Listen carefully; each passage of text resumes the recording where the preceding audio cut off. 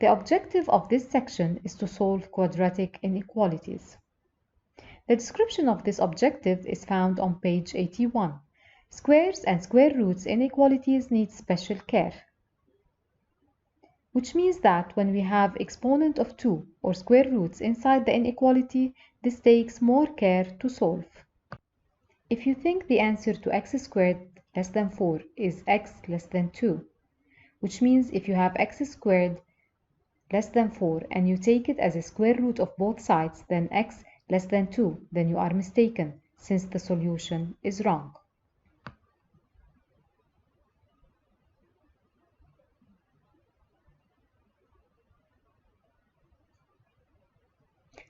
The reason is because if we take x equals 3, we know that minus 3 is less than 2, which is true. However, if we substitute it within the inequality, which is minus 3 squared, is it less than 4? The answer of minus 3 squared is minus 9, which is not less than 4.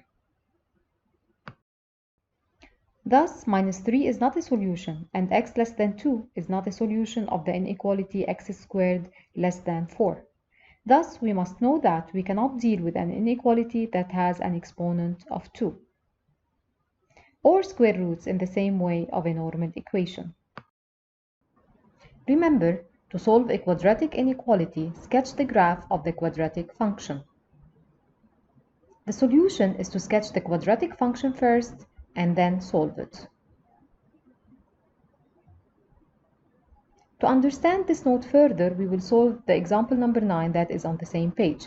We are required to solve x squared minus 4 equals 0.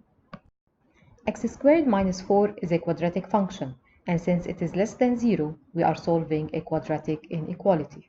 As we previously mentioned, we are going to sketch the quadratic function, which is x squared minus 4. In order to sketch it, we have to acquire the x-axis and the y-axis intercepts. To find the x-axis intersection points,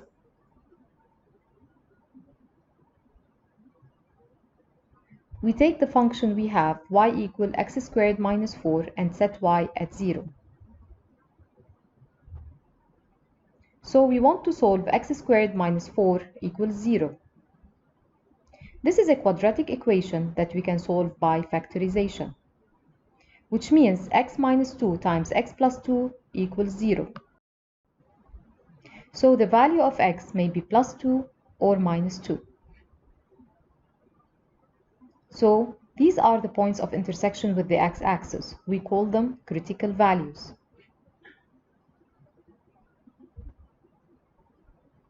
Note that we have the x-axis intercepts. Now we need to find the y-axis intercepts. We set the x at 0 and we substitute it in the equation y equals 0 to the power 2 minus 4, which leads us to deduce that y equals 0 minus 4. Thus, y equals minus 4. So this is the point of intersection with the y-axis. Let's plot the points on the graph. Here is the point x plus 2, and here is the point x minus 2. These are the x-axis intersection points. Now we will plot the y-axis intersection point, which is y equals minus 4. We know that this equation is a parabola, which is U-shaped. Thus, we must draw the graph like this.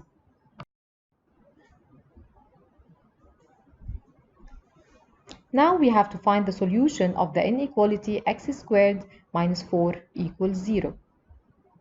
We know that this graph is for the function y equal x squared minus 4. But we have to get the points that are less than 0, which means the points that are found below the x-axis. Therefore, the top part will be disregarded because we need the points that are below the x-axis and not above it.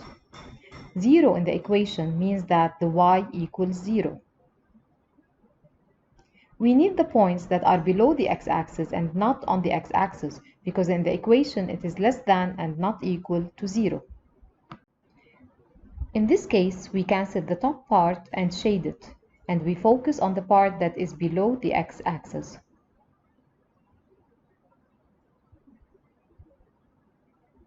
So the solution is the set of points below the x-axis.